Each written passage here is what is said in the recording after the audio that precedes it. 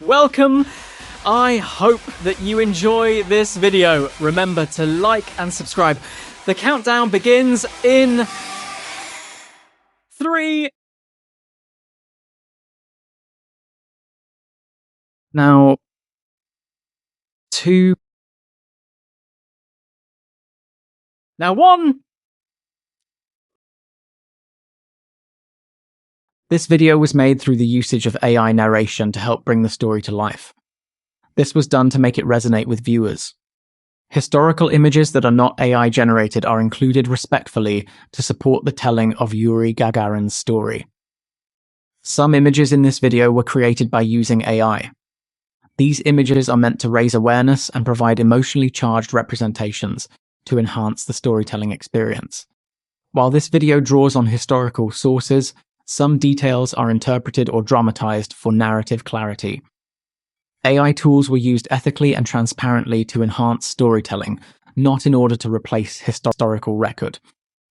Images and materials are used under fair use for educational and commentary purposes. This video is not affiliated with NASA, Roscosmos, or any other official space agency. This is Yuri Gagarin, the first human to touch the stars. By the history narrator, these images are AI generated. Karl Marx and Friedrich Engels developed communism by working diligently together. This was done by putting together ideas from philosophy, economics, and even from looking at things happening in the industrial society. Marx and Engels both believed that capitalism inherently exploited workers, and that only a classless society where the means of production were collectively owned by society. This could potentially overcome the systemic injustices going on in society. The partnership that both Marx and Engels had together helped with the publication of the Communist Manifesto in 1848. This text happens to be a foundational book that showcases their revolutionary ideas. Marx's academic background happens to be in philosophy. In particular, Marx was inspired by Hegel, such as his dialectics. Hegel's dialectics, which saw history as a process of conflict and resolution. Marx would later adapt this to historical materialism. He argued that material conditions and class struggle are actually not abstract ideas. They were the true drivers of historical change. In economics, Marx would engage with thinkers like Adam Smith and David Ricardo. However, he would critique their failure to address labor exploitation. He introduced a concept known as surplus value. This highlighted how capitalists profit from workers' labor. In his early writings, such as the 1844 manuscripts, Marx would explore alienation. He would describe how capitalism estranges workers from their labor, as well as the products that would be created and their own humanity. Even though Engels was born into a wealthy industrial family, he was actually appalled by the suffering he witnessed among workers in Manchester.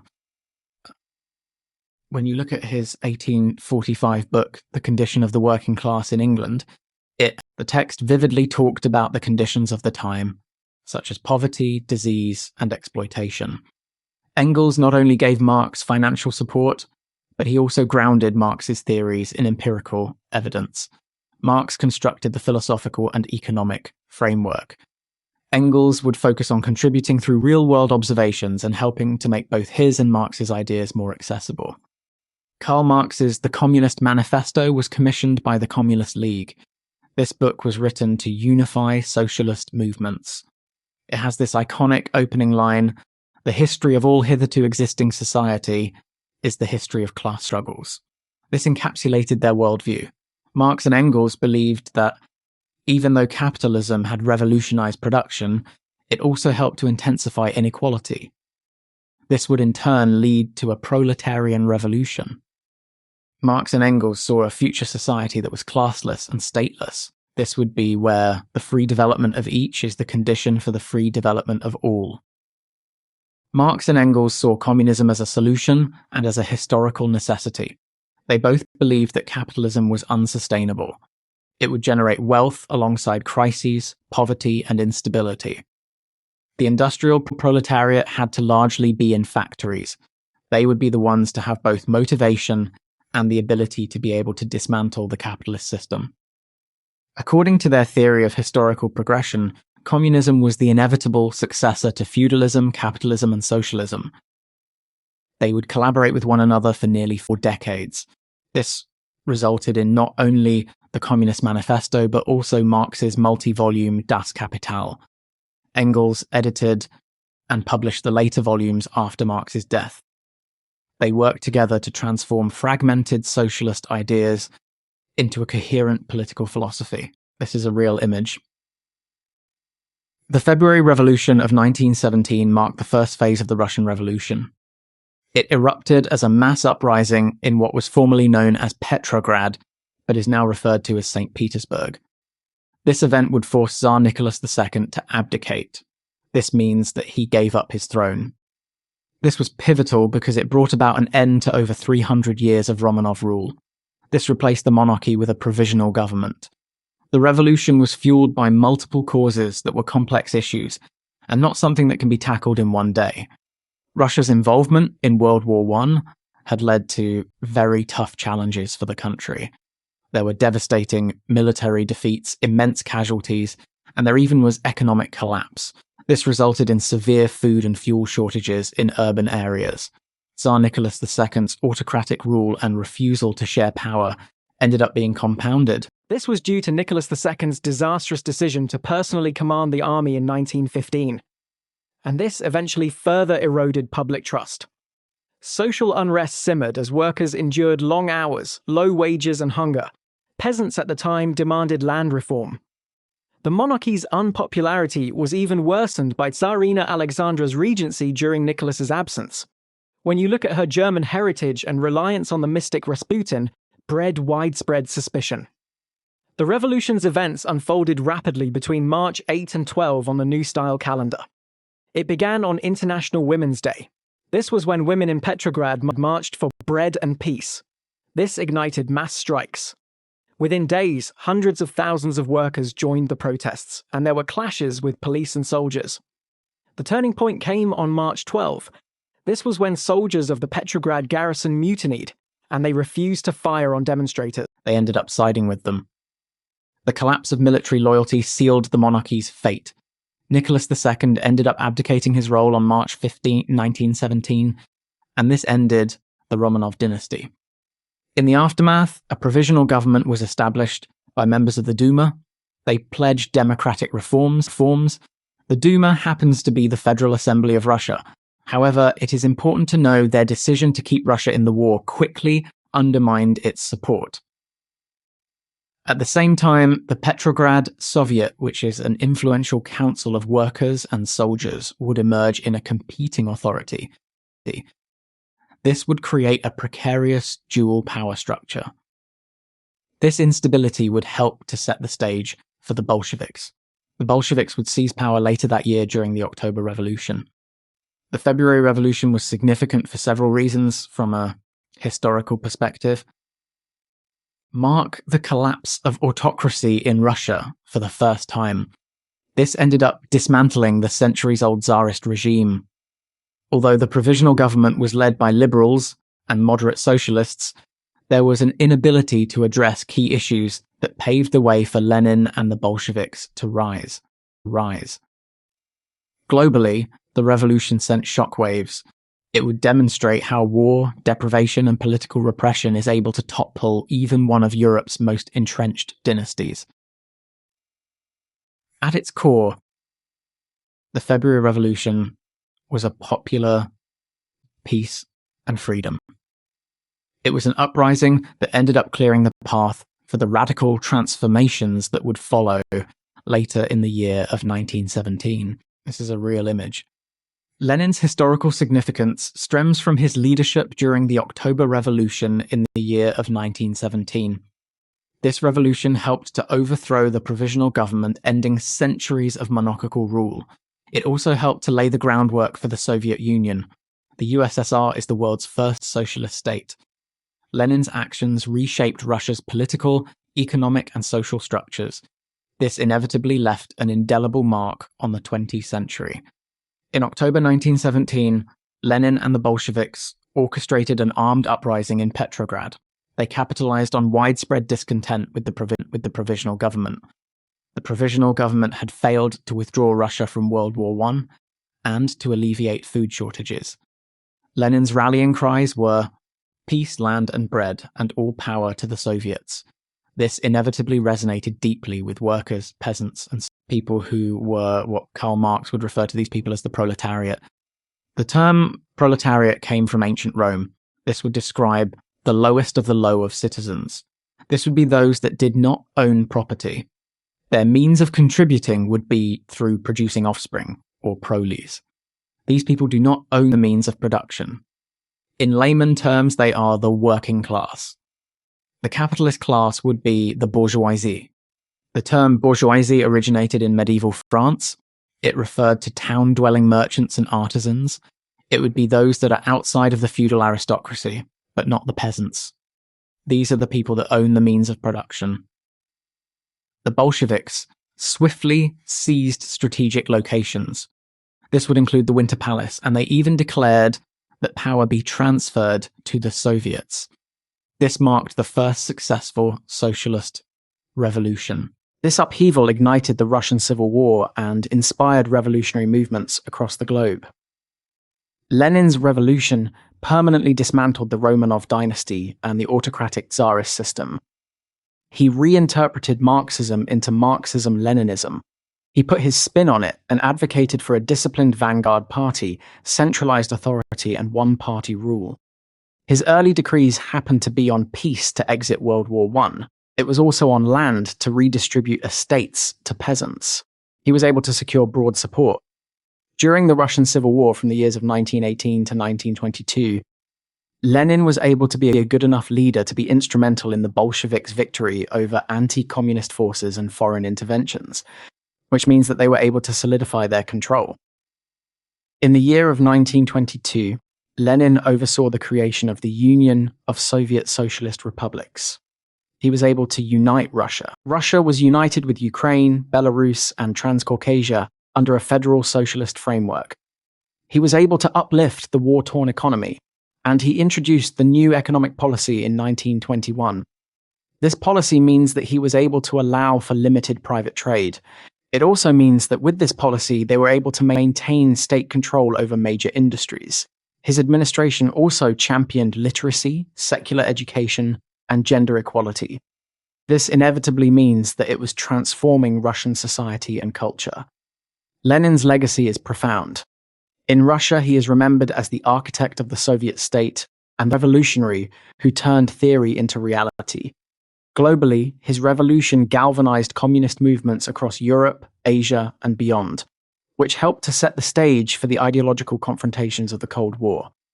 Within Soviet memory, Lenin attained a mythic status as the father of the revolution. He even has his mausoleum in the Red Square. This symbolizes his enduring presence. Ultimately, Lenin's 1917 uprising was a turning point in Russian history. Lenin was able to end monarchical rule, he founded the USSR, and reshaped global politics for generations. This is a real image. The assassination of the Romanov family in July of the year 1918 marked the violent and symbolic end of Imperial Russia. This event ended up clearing the way for the Bolsheviks to consolidate power. This landed where the Soviet Union would be established in the year of 1922. On the night of July 1617, Tsar Nicholas II, Empress Alexandra, their 5 children, Olga, Tatiana, Maria, Anastasia, and Alexei, and 4 loyal attendants were executed by the Bolshevik guards in the basement of the Ipatiev house in Yekaterinburg, which is very tragic to say the least. The order happened to come from the local Ural Soviet. This was with Lenin's government aware of the decision. The Bolsheviks feared that with the White Army advancing, they would eventually end up rescuing the Romanovs and decide to use them as a rallying symbol for counter-revolution. Their bodies ended up being buried in a secret location. The Romanovs' family deaths were initially concealed. However, there were rumors. The rumors mostly happened to revolve around Anastasia, and they even persisted long after, in many cases for decades of time. From a political perspective, the assassination eliminated a powerful symbol of the old regime. As long as the Romanovs lived, monarchists and foreign powers could outwardly rally around them. However, their deaths gave the removal of this possibility. The execution of the Romanov family sent a clear message. It symbolized that there would be no return to monarchy or compromise with the past.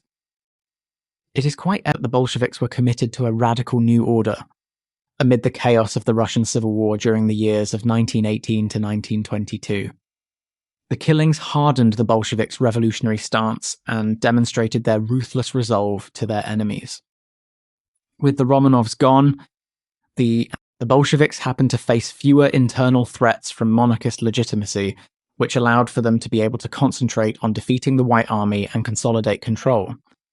By the year of 1922, having emerged victorious from the Civil War, Lenin and the Bolsheviks formally established the Union of Soviet Socialist Republics.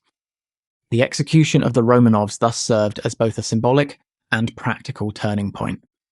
This happened to sever Russia's ties to its imperial past, and even happened to clear the stage for a new socialist state. Historically, this event happened to mark the end of a dynasty. There was over 300 years of Romanov rule that was extinguished in a single night. It also happened to reinforce the Bolsheviks' revolutionary legitimacy. It helped to prove their unwillingness to compromise with the old regime.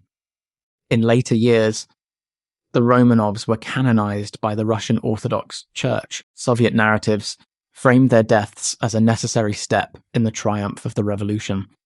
Ultimately, the Romanov assassinations were more than a brutal act of regicide.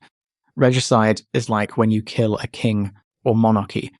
This was a decisive moment that enabled the Bolsheviks to consolidate power, as well as erase the monarchy as a political force, and steer Russia toward the creation of the USSR. Let's dive into Gagarin's early years from 1934 This is to an 1955. AI-generated image.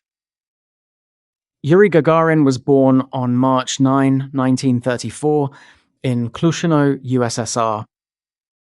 He grew up during the Nazi occupation of World War II. Gagarin witnessed German tanks destroy half his village.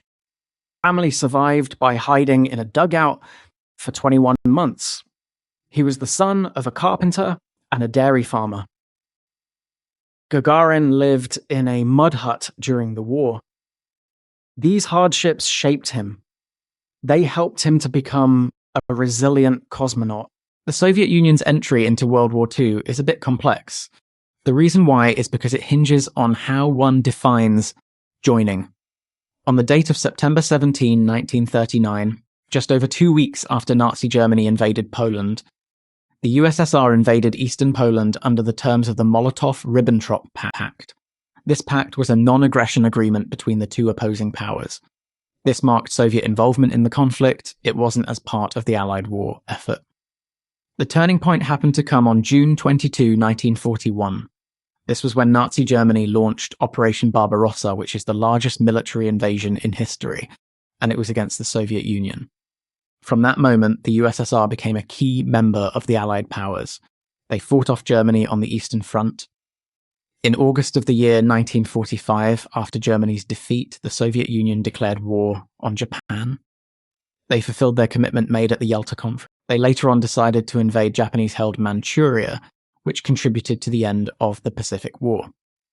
While the USSR was technically involved in the war from 1939, most historians and observers consider their start day in the war was June 22, 1941, which is seen as the date of the entry into World War II as part of the Allied coalition. And this very iconic photograph, known as the raising a flag over the Reichstag, was beautifully taken by Yevgeny Kaldei. This image captures Soviet soldiers hoisting the red flag atop the Reichstag in Berlin following the Battle of Berlin in May of the year of 1945. This image became a powerful symbol of Soviet victory over Nazi Germany. This image was first published in the year of 1945. This image entered the public domain under Russian copyright law on January 1 of the year 2016. This image really gives off an even deeper meaning when viewed against the staggering human cost of world for the Soviet Union. The USSR went through the deaths of at least 27 million total deaths, with approximately 8.7 million military and even 17 or 18 million civilian casualties due to famine, sieges, deportations, and atrocities. The USSR happened to endure the heaviest losses of any nation. Roughly 1 in 7 Soviet citizens perished during World War II. Understanding this story gives more context and adds profound symbolism to the story of Yuri Gagarin. The Soviet victory in Nydor Po and the subsequent rise of the USSR from devastation to technological triumph is encapsulated when thinking of Gagarin's 1961 spaceflight. Just 16 years after the war's end, the USSR sent the first human into space. This shows how the USSR went through immense suffering, and just 16 years later they sent the first human into space. This is a narrative of progress and achievement. The Reichstag flag represented victory over fascism. Fascism is a far-right ideology. It is an authoritarian ideology. Fascism is centered on totally favoring your nation or country and despising arguments not in favor of your country. Gagarin's historic flight represented victory in the cosmic arena. Both moments involved planting a flag where none had been planted before, one on a ruined building with the other being in orbit. Together, these images showcase a symbol of Soviet myth. The Reichstag photo became a symbol of endurance. On the other hand, Gagarin's smiling face became a new kind of flag. His smile was his quote-unquote flag, one that embodied hope, resilience, and the promise of a better future. In just those 16 years, the USSR went from the ruins of war all the way to exploring space. This is an AI-generated image. This image shows Stalin underneath the Great Britain flag. This image matters, and the reason why is because it really shows the mismatch between the leaders and their flags. This image shows a tension. Stalin is positioned underneath the Great Britain flag. This image gives off a reminder that the World War II's quote-unquote Big Three alliance between the United States, the United Kingdom, and the USSR was a temporary alliance. It was done out of what was needed at the time, which in a way sets the stage for what would brew, that being the Cold War. It matters because the mismatch between leader and flag becomes a purposeful tension. Stalin, positioned beneath the Union Jack, reads as a visual reminder that Dutch URVO's Big Three alliance was a temporary marriage of necessity, not values. In a single frame, you're showing Stalin performing unity. Stalin is shown on the international stage in this picture. He is overshadowed by a Western symbol. It hints at the contradictions that would soon erupt into the Cold War. Seated beside Churchill and Roosevelt, Stalin is positioned beneath the Union Jack, a subtle reminder that he is not on home turf, but under the weight of Western expectations. At this moment, the USSR had not yet become the enemy, but once Germany fell, an ideological divide emerged. On one side stood authoritarian socialism, aligned with the Soviet Union. On the other, liberal capitalism, championed by the Western powers. The tension in this image is unmistakable. Stalin's era laid the foundation for the USSR's heavy industrial and scientific machinery. Later, Khrushchev would redirect that momentum towards spectacle and soft power. Yuri Gagarin would become the face of this shift. Khrushchev's charisma, in many ways, replaced the constant atmosphere of fear. This image captures a moment of uneasy diplomacy, a fragile negotiation before the world split in two. The Spasskaya Tower of the Moscow Kremlin is one of Russia's most iconic landmarks, with this great tower being rich in architectural beauty, symbolic meaning, and historical resonance. It was constructed with red brick in the late 15th century. This tower features a striking green and gold spire topped with a ruby-red Soviet star. This fascinating and beautiful star was added in the 1930s. With its large clock face, which is known as the Kremlin chimes, has helped to keep time for centuries and even continues to mark the arrival of the new year in Russia. Beyond its physical presence, the Spasskaya Tower serves as a powerful symbol of Moscow. It is frequently used in imagery representing Soviet strength and Russian heritage. This image gives off a compelling visual anchor, and the reason why is because it beautifully ties this story to the imperial heart of the USSR.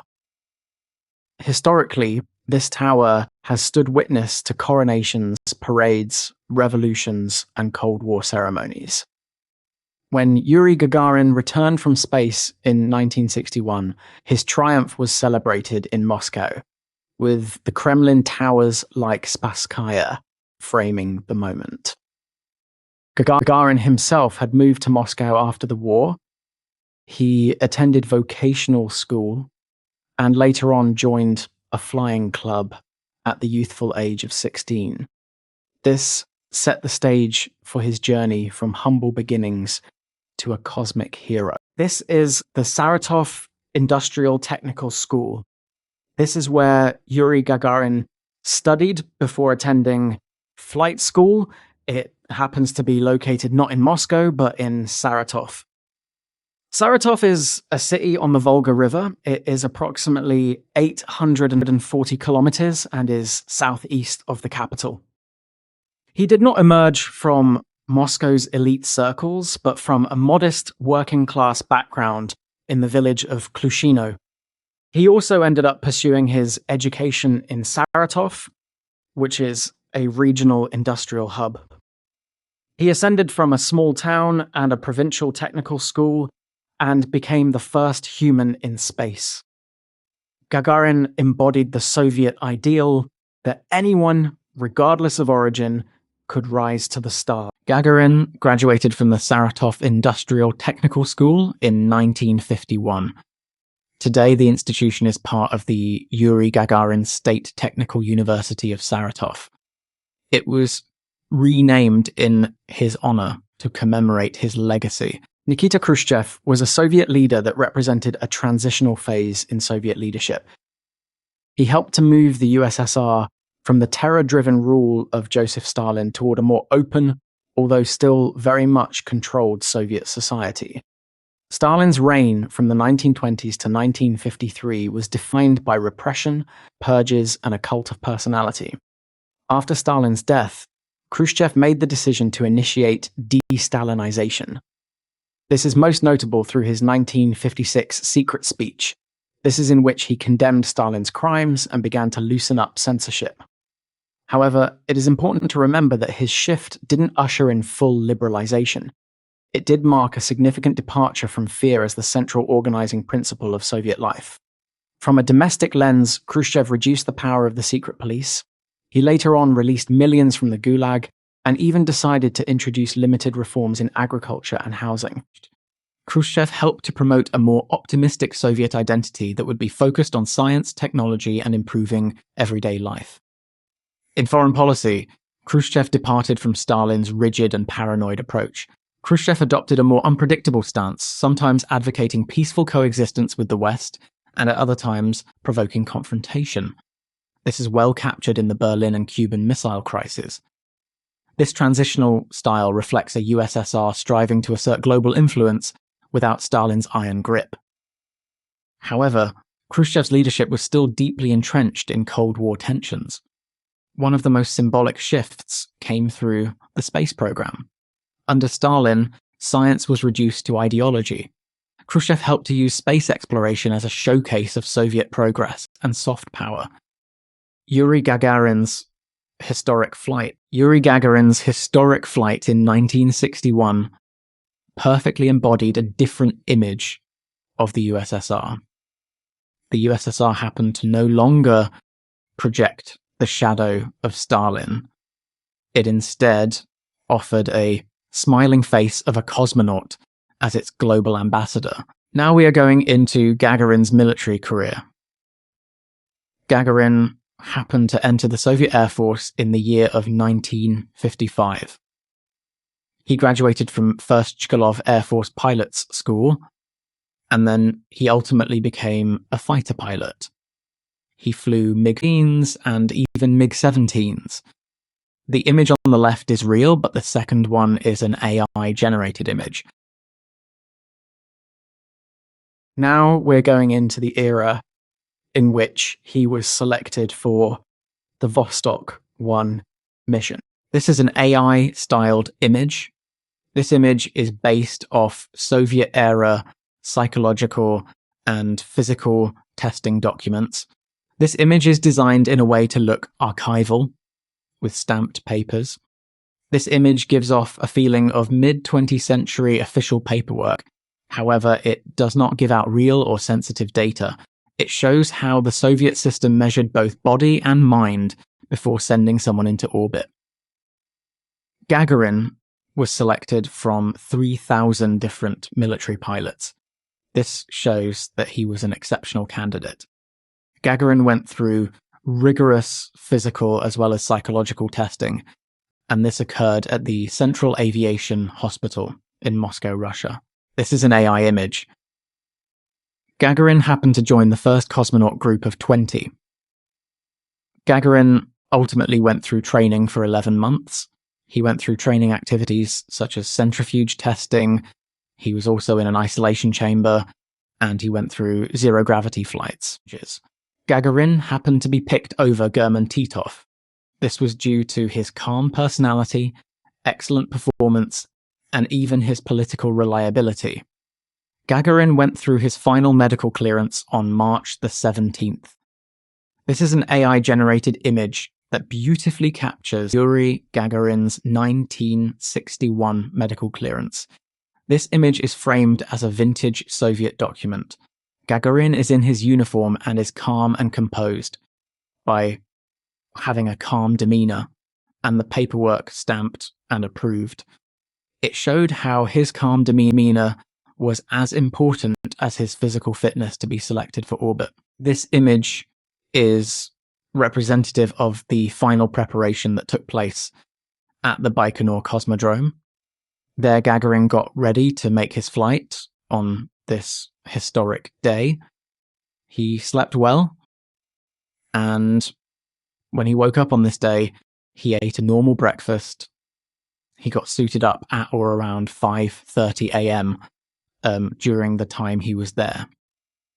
And this is an AI image of the Vostok spaceship. It is styled in a vintage way. It gives off a archival-like feel to it, and when you look at the image, it is labeled Boktok. It, though, is Vostok in English. It has this celestial backdrop too, which is very cool and awesome in my opinion. This shows you what the spacecraft looked like that Gagarin made his flight inside of, and it gives off this mythical atmosphere. The reason why is because it has these sepia tones, aged like texture, and even this cosmic feel to it. If you don't know what sepia is, it is this reddish-brown color. This image really gives off the immense reality of the launch of this spacecraft and the energy that would be displayed when you think of a person being the first to go into space. This historic launch took place at 9:07 a.m. in the morning time of where Gagarin was. The R-7 rocket lifted off from Baikonur. Gagarin excitedly said, "Let's go." This is an AI image. The Earth orbit lasted for 108 minutes, or an hour and 48 minutes.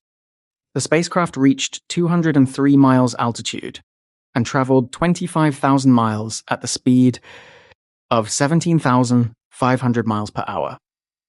This is an AI image to show the historical flight that Gagarin took. It is displayed this way to touch emotionally. In the image, the Earth glows with deep blues and greens. There happens to be clouds swirling in white, and the orbital path happens to arc in luminous cyan. Cyan is a color between blue and green. In the image, the capsule carries warm orange-red tones. It happens to contrast with the cool cosmic blues and purples of space. The image gives off this cinematic feeling. This image is like a vintage space poster. This image gives off the epic sweep of the journey that Gagarin did. It is not just a technical orbit, but a cosmic type of circle. It shows how it took a round flight of the Earth, which is quite amazing, in my opinion. This is an AI image. It is stylized with a parachuting character that is symbolic of Yuri Gagarin. This is an anonymous figure that happens to be in an orange flight suit. This character happens to be drifting back to Earth in a round parachute. I picked this image because it is a symbol of Gagarin parachuting, which helps to explain the atmosphere of him parachuting. This image explains the culmination of the events on that historic day, with the launch at Baikonur, which is symbolic of humanity first being able to launch into space, to the Vostok capsule being in orbit, and then with the parachute descent. This is the return. He was ejected from capsule at 23,000 feet in the air. Then he was parachuted onto the ground near Saratov. The mission lasted for one. Gagarin was immediately recognized. Gagarin ended up being promoted to major, and later he was awarded Hero of the Soviet Union. He instantly became a worldwide celebrity. Moscow ended up giving him their largest reception in the entirety of Soviet history. Gagarin was used as a political symbol by the USSR. He was seen as proof of socialist superiority. This actually helped to spark the US space race, and even the Apollo program began to be funded heavily. This image right here happens to be an AI image. This AI image frames Gagarin as a Cold War propaganda icon. He was used by the USSR in order to be a symbol for the superiority of socialism. This AI image is styled like a vintage Soviet poster. It has Gagarin in his cosmonaut helmet with CCCP. It is across the front, and even Lenin's image is in the background. There also happens to be a red rock ascending. There is also bold Cyrillic text that reads "Glory to Soviet Science" in English. Glory to Soviet Science. Gagarin was used in a way that signified that socialism could be utilized in a way to show that socialism could be more impactful for society than capitalism. Yuri Gagarin has inspired generations across the globe. He ended up becoming a global symbol of human achievement, and April the 12th happens to be Cosmonautics Day. This is another AI image. This is a postage stamp style illustration of Yuri Gagarin. It gives off an image of Soviet celebration in an old school style. Nikita Khrushchev was the leader of the Soviet Union when Yuri Gagarin made his historical flight aboard the Vostok spacecraft on April 12, 1961.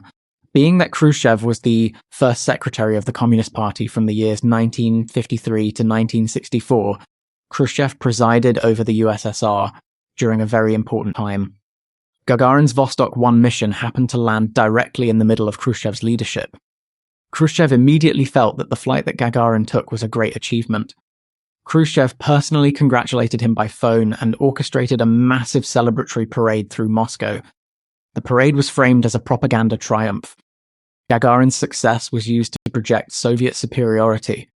It was not only in technological advancement, but also in ideological strength, and it gave the message that socialism had sent the first human into space. This moment showed something different from Stalin's era. Stalin's era was heavily ruled through fear and survival. Khrushchev's leadership leaned more into spectacle and soft power. Gagarin became the perfect face of that shift, and an everlasting symbol of this. Only days after Gagarin's flight, the United States suffered the Bay of Pigs fiasco in Cuba. This would further amplify the optics of Soviet dominance.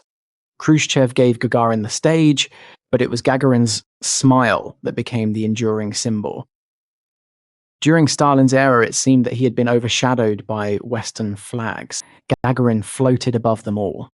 His image helped to embody a new mythic image of Soviet progress and global influence. This is a real image.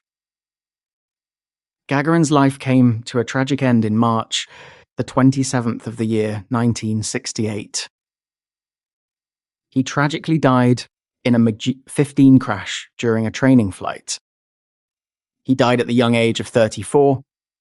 His ashes were later interred in the Kremlin wall. This is an AI image. There happens to be personal information about Gagarin too. There are mission transcripts, personal diaries, and even official documents for Gagarin. All of this information happens to be in the Russian State Archive and even the Roscosmos Museum. There is also a Vostok 1 flight log for Gagarin. There are even personal letters that Gagarin wanted to send to his family too. There is even training records and even medical data for Gagarin. This is also an AI-generated image.